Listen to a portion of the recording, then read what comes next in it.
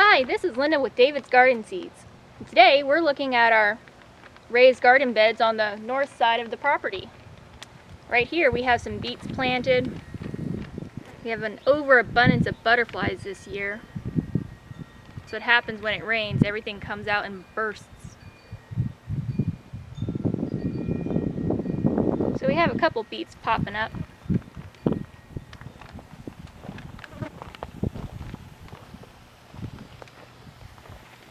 Over here is our cucumbers.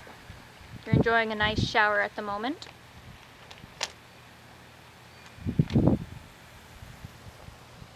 Over here is the turnips. Turnips could be a good replacement for potatoes if you're trying to cut back on your starches. We actually just hung up the shade cloth that's above our heads to help with the over-intensive South Texas heat for the noonday.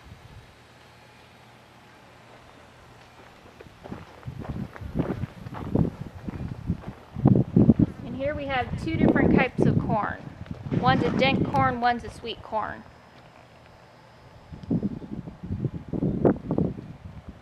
Sure has taken off.